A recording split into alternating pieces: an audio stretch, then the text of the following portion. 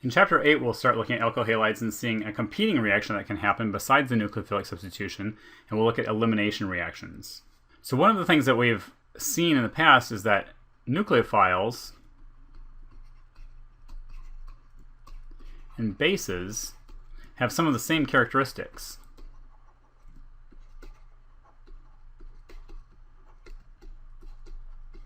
And the reason for that is that when we're talking about bases, we're usually talking about Bronsted-Lowry bases. And when we're talking about nucleophiles, we're talking about Lewis bases.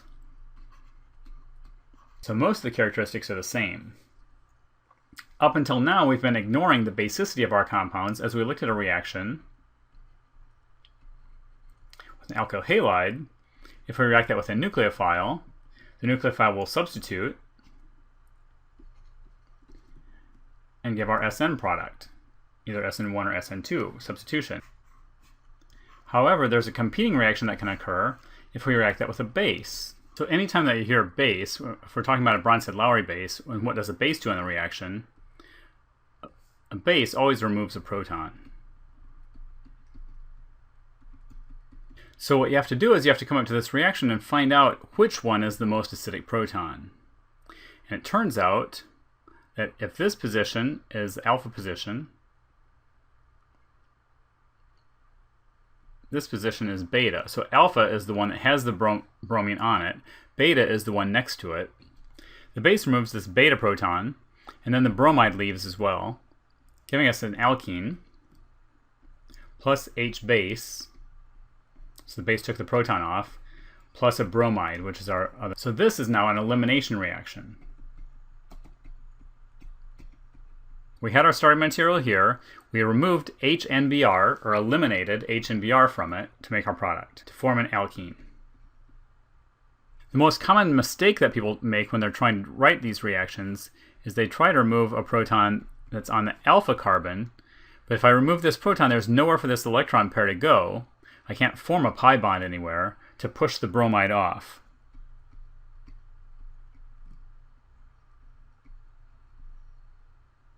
So if I want to look at some common bases, things like OH minus, which is hydroxide.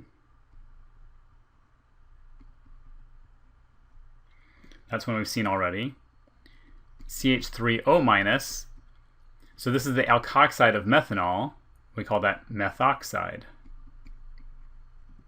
That can continue, so we can have the ethoxide of ethanol. That's ethoxide. And that's the base part. So we can also have a counter ion. So we could have sodium methoxide, for example.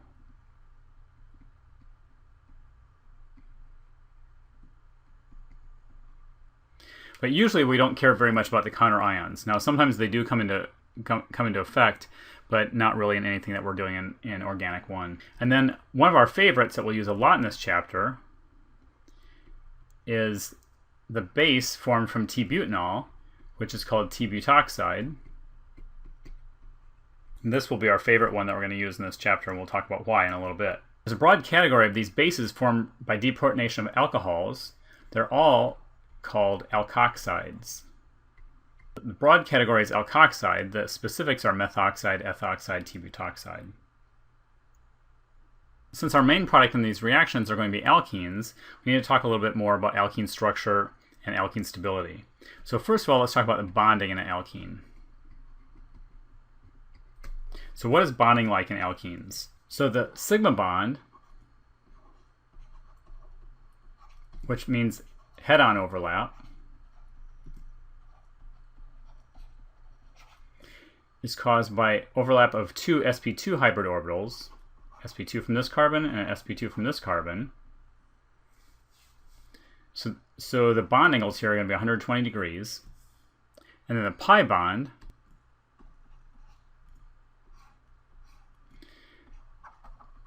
is going to be formed by parallel overlap of two p orbitals, or a p orbital from each carbon.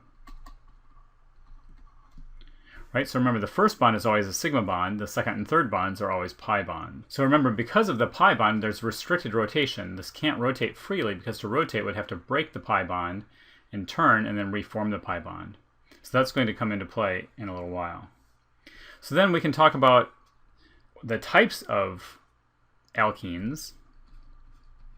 In the same way that we had primary, secondary, and tertiary before, we can talk about our types of alkenes by how many substituents they have. They're not hydrogen.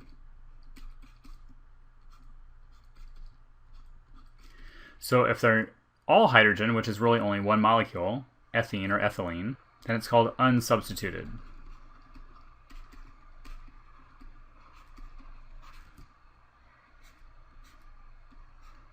If we have one thing that's carbon or anything else, and the other three are all hydrogen, that would be called monosubstituted. If we have two things, it's disubstituted. There are several different ways that we can draw a disubstitute. That's just one example, but we'll leave that for now. If there are three groups on there, trisubstituted. And if there are four groups on an alkene, it's tetrasubstituted. Now, an important piece of this is the stability, and the more substituted the alkene is, the more stable it is. So if I look at this set of 5 molecules, this one is the least stable, this one is the most stable. And that will come into play in some of our reactions where we're looking at potential products. The more substituted it's going to be, the more stable it will be.